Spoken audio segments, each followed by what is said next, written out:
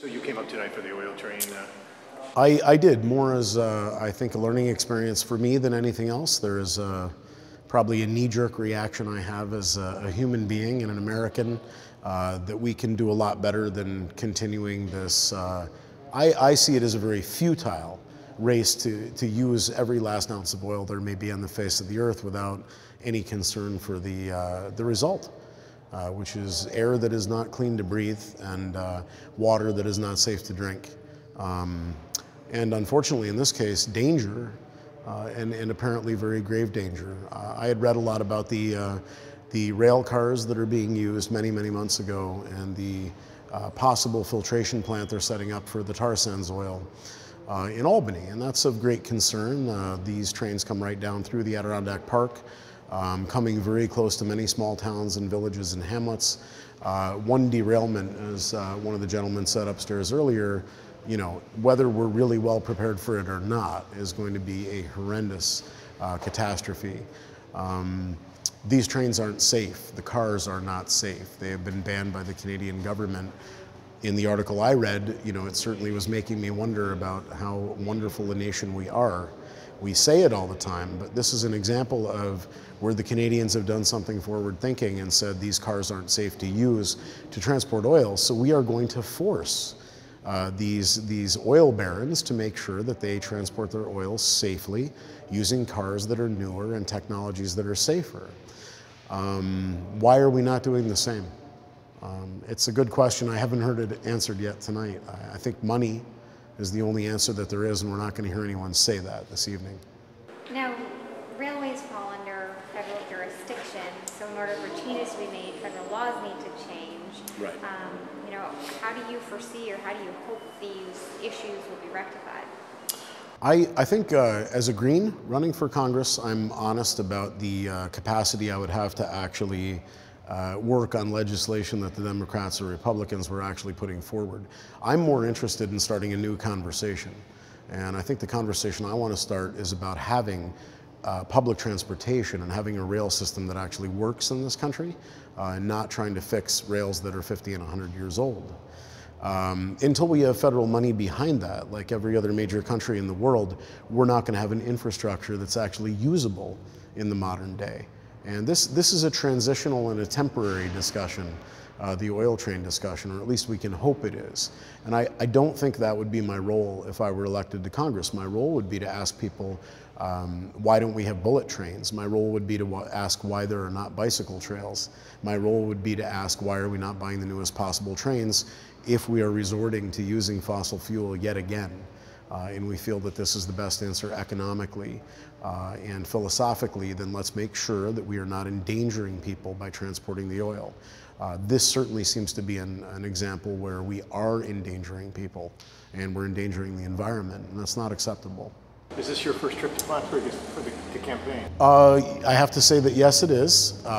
You know, as a Green Party candidate, we don't have as many feet on the ground as the two corporate parties do. So organizing events is more a matter of that we wait until there is an invitation from interested supporters or until something piques our curiosity. We're definitely not going to every duck race and parade that happens in the district during the campaign. But I'm also working, you know, 45 and 50 hours a week in production at my bakery, and I try to remind people that that means my campaign duties have to be a little lighter when it comes to schedule, but I try to take them much more seriously.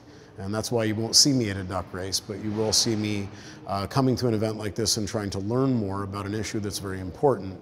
You'll notice that there is an absence of our other candidates in the race at this event. Hoping that's to too bad. Make some inroads and meet some people. Do you think Plattsburgh is a city that you can pick up support in? I think what's been amazing to me is that I've been able to pick up support from all around the district. And I'm not known in Watertown or Plattsburgh. I think that media and media coverage are going to be a huge part of our race because we're going to be fighting $6, $7, $8 million of Washington, D.C. and Wall Street money flooding into our district to buy television advertising. I have $20,000 if I'm lucky by the end of the campaign. And to me, that's not a minus. I'm smarter than the other candidates are. I'm not going to waste a whole bunch of money, but my agenda doesn't come from the places where the money came from either. And my agenda does come from my donors, and my donors are many, and they're small. And they're people who work for a living, and for the most part, they're people who live here in District 21. It's an important difference. Plattsburgh, for me, you asked if this is the first time I've come here on the campaign, yes. But as a hockey coach many years ago for my son and my son's team, we came here and were beaten many, many times by the fairly large, apparently corn-fed, as they like to say about Midwesterners, hockey players that you breed here in Plattsburgh. So I don't like to come here, that's what I'm saying. I have bad memories. Now, aside from the concerns about the oil and the railways, what are some of the chief issues that that compel you to run? Sure. The three primary issues for me are very simple. And one is single-payer healthcare.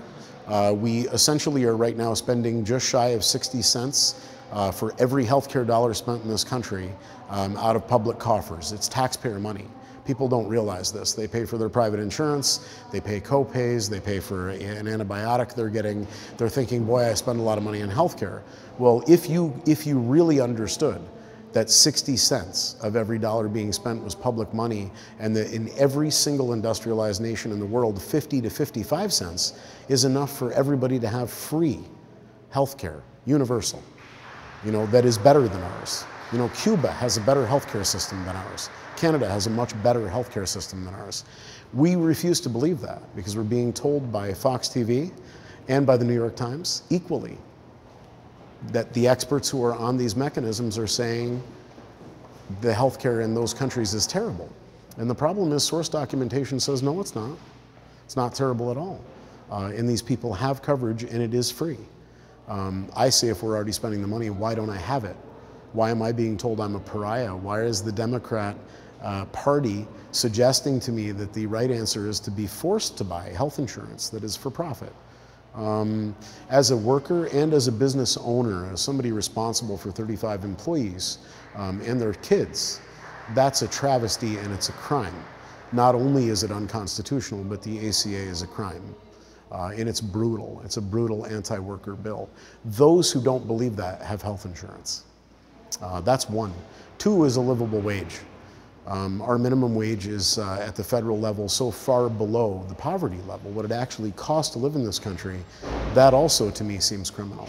And I pay as close as I can to a living wage. My average wage is $14 and change at the bakery, and I make $16.50 an hour myself. I don't believe I should be living off the backs of my workers. I understand that most small business people don't probably agree with me about that, but I do know that all the small business people I know, and it's a lot of them, don't take advantage of their workers. They try to do the best they can for them. And the bottom line is they don't need to make 10 times what their worker does. Why are corporate CEOs making 400 times what a janitor makes? What do they do that's so special? Are they really good at golf? I mean, I just don't buy it. They're not worth that money. We're never going to change that mechanism of greed and unregulated capitalism. The way to go back to having some common sense in the fray is to elevate the working class. A $15 minimum wage very simply allows you to have wage-led growth. If we want to fix our economic problems, that's where this starts. Workers spend all the money they make right away when they get their check. They don't save it, they don't own stock. They're not building up some type of investment for the future. They are blowing their money. That's what we do in the working class. We enjoy it immensely. If you give us more of it, we're definitely going to spend it. Right here, we're not involved in tax dodges. We're not going to offshore our money. You're better off not giving it to GE and McDonald's and Walmart, which is what we are also doing. That's the third issue that's very important to me, is for a long time we bought into the argument that supporting corporate America is a good thing because it at least yields us jobs.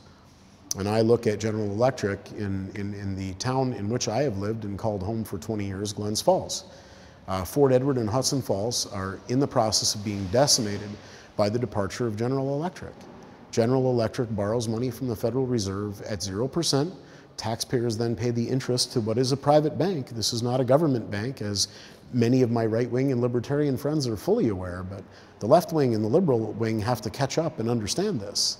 The way our economic system works, they GE, are making $1.2 billion a month in net income. Now, that's great, I guess, if they're providing us with jobs, but they're not. They're closing the plants and moving to right-to-work states and to Mexico. How did that happen? Well, how it happened is we passed NAFTA and GATT, and now we're talking about TTP. You know, the reality is we live in a global world where the multinationals are controlling everything. We don't have robber barons in the United States anymore. And at least 100 years ago, when somebody owned a paper mill or when somebody was taking oil out of the ground, they were also spending money here and their kids went to school, at least next door to our kids, at a nicer school. So they would build a library, they would build a community center. They would donate funds to a local event or charity that was going on. They cared about the communities they lived in. The question really becomes, who are those people now? You know, we don't have that ownership any longer. It's all gone. And all we're doing is paying this empty money into the stock market. It's all leaving the country. We need to stop corporate welfare. You mentioned probably $20,000 for the entire campaign. So Yep. the word that appears. So how am I going to really uniquely and intelligently spend that money for maximum effect? Yeah, itemized, please. But the word that it appears there will be 3 televised debates, and the other candidates want you to participate. We'll give you a platform. I smile only because I think one of the candidates wanted me to participate. I think the other was on an erstwhile level working behind closed doors to make sure I couldn't participate. Well, it appears the conclusion, though, is that you should participate. So Yes. for your campaign, that's obviously big to be included in the televised debates. Mr. Haseeg, running before, was not, so that must be critical for your campaign. I think from my perspective, the debates are absolutely critical, but I think something that's more critical is that we are definitely the underdog, but I'm also the only local candidate. I'm the only person who's actually born and raised here. I'm the only person who's raised my children here. I'm the only person who lives and works here in the district and who employs people here in the district. I'm the only person who's coached hockey or baseball in this district too. You know, this is where I'm from. That's a huge advantage I have over the other 2 candidates who are using outside money and are from outside our district. Matt Doheny is no longer in this race, so he arguably had some tenuous claims, certainly to Alexandria Bay and to the area, but he also is a hedge fund manager. So I mean, I look at the other major difference between myself and the other 2 candidates, and it's money. I'm not a multimillionaire. I live as a worker. I am a member of the working class. Most of the people who live in the Adirondack Park and in CD21 are also members of the working class. We are not in any way represented in Congress at the moment. Everybody who is there virtually is a millionaire. When they leave, they become corporate lobbyists and become multimillionaires. I vow that I will never accept corporate money, and I'll never accept a job lobbying for corporations. If you want to change government at the federal level, this is where it has to start. Somebody's got to be brave. Somewhere in the United States, a group of people within the electorate have to be brave enough to understand what I'm trying to do. And I'm not trying to do it alone. The support has been overwhelming. A newspaper that's had an unbelievably contentious relationship with me for the last 10 years, the Glens Falls Post-Star, didn't endorse me, but said in an editorial that was in the paper yesterday that very clearly the 2 candidates from the Democratic and Republican Party have nothing to say. They refuse to articulate their positions on any major issue. They keep pointing fingers at each other. And Funiciello is a breath of fresh air. You know, he actually is forthright. We don't agree with him about everything, but he's a principled guy, and he's actually out there telling us what he thinks. And when you call him, he calls you back. You know, and they also said that for someone who's running a campaign with almost no money at all, he's running a much better campaign than they are. And not only do I respect and appreciate that opinion immensely, but I agree with it too. I think we're running the only honest campaign. In recent weeks, as Mr. Wolf's wealth has come to light, do you think that's going to be beneficial to you, that a number of Democrats, progressives, may be turned off by that and may support you instead? It's hard for me to say anything about Aaron's support base because he doesn't have one. I mean, it's just the party faithful. They are the people who are going to enter the ballot booth and they're going to press D no matter what. I'm not interested in worrying about those people. They're not being thoughtful about the election. I would ask the other Democrats and progressives who are thinking about voting for Aaron Wolf, what is that going to gain us all as a collective? We watched Bill Owens hold this seat twice, and honestly, I don't know Bill Owens, but I do know he didn't really do anything. And I do know that right now he's leaving the seat open. That is the single greatest thing he's done in his 4-year career as a congressional representative, because it's opened the door. It's opened the door for a non-incumbent to run. It's opened the door for me to run for this office. If there was an incumbent here, my lack of funds would be crushing. There isn't. There isn't an incumbent. It's huge. But I would ask the Democrats who are contemplating whether or not they are actually going to support a multimillionaire filmmaker from Brooklyn who has connections to the National Party and an agenda that follows the National Party's agenda. Do you like the last 6 years of Obama? Is it really different than George Bush? You know, yeah, he's more articulate, and I would argue maybe even more handsome too. But the reality is he's done nothing differently than George Bush, just done it with perhaps a little bit more style. Don't think we can disagree. I think actually my challenge is to reach out to Republicans, though. It's not to reach out to Democrats, because Republicans are the majority here. I live in Glens Falls, and Warren County is a majority Republican as well.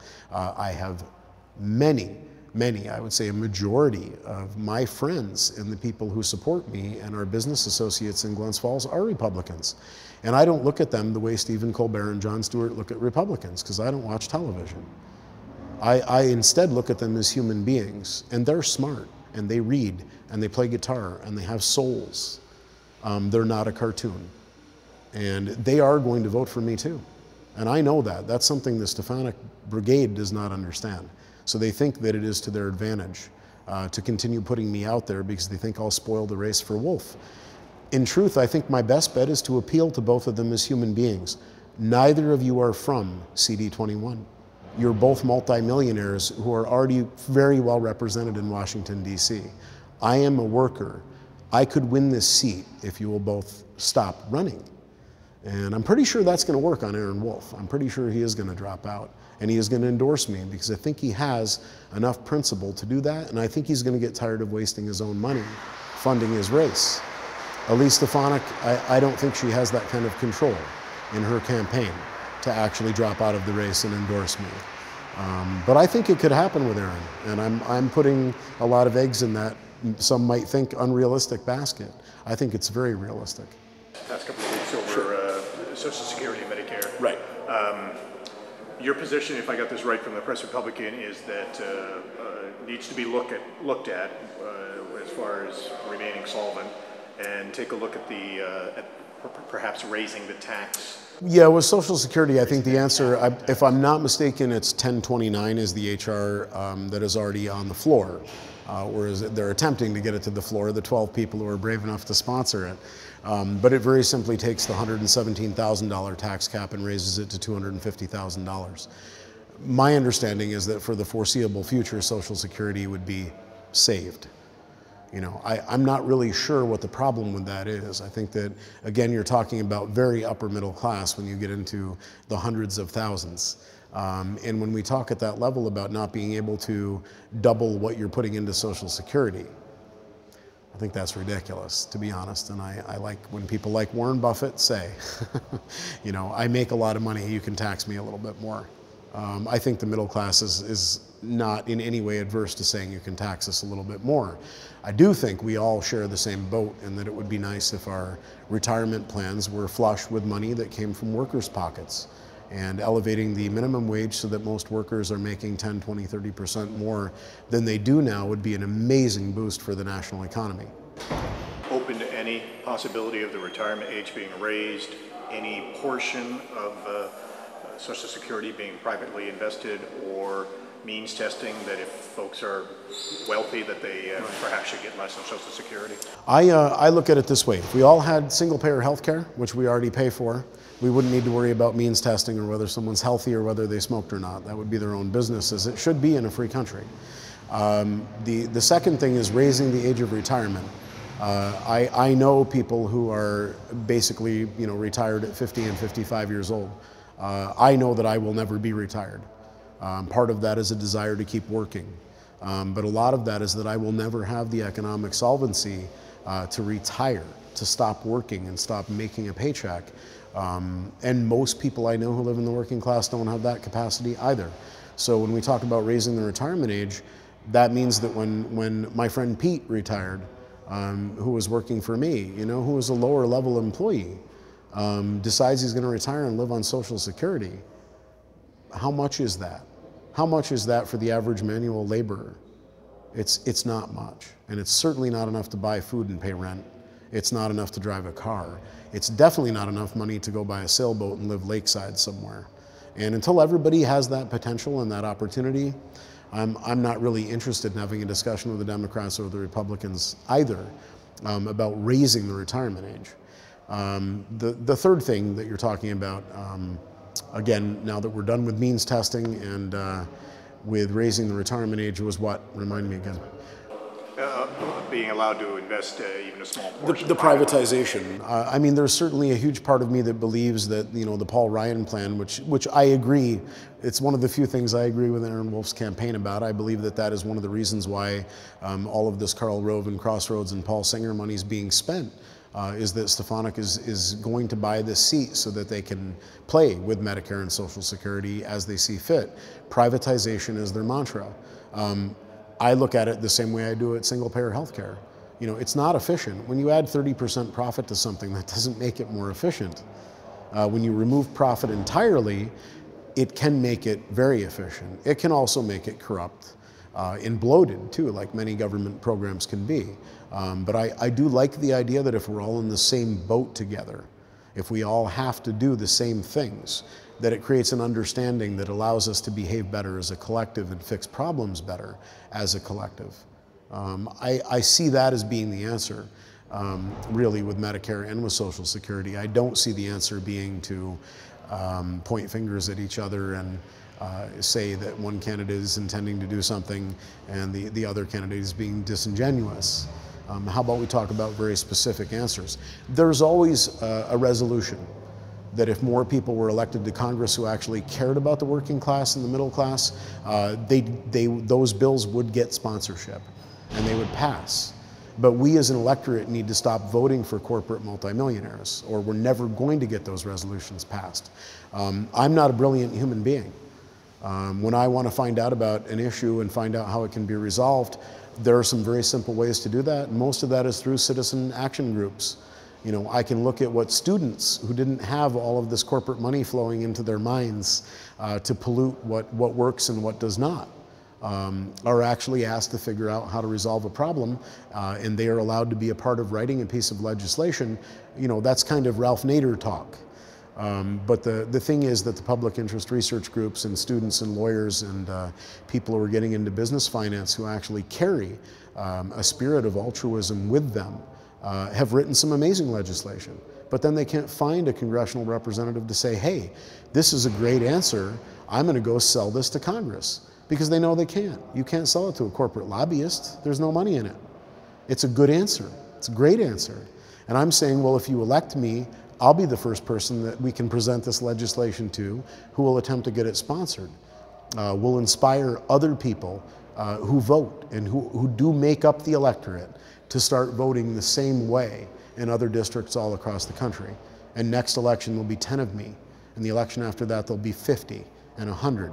I really do believe that. I believe it's the only hope we have to restore some sense of democracy and balance to our representation in Washington.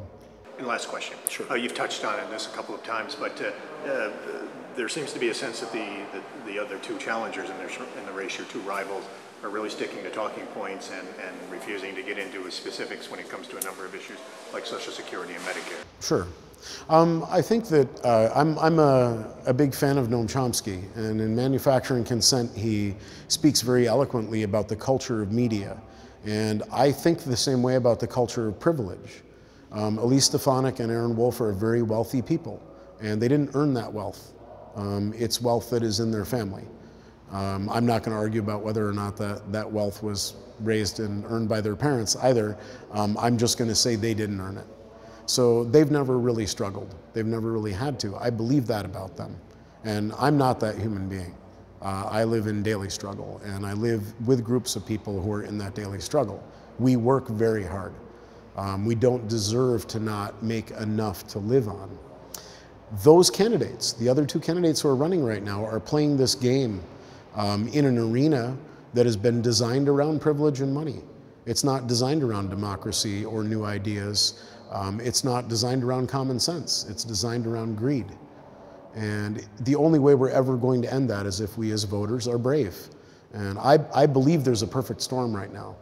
I believe the open seat and the inability of both of these children of privilege to communicate their viewpoints effectively, it isn't an inability to do that. It's that they don't have viewpoints. You know, they are not running to represent us. They are running to lead us.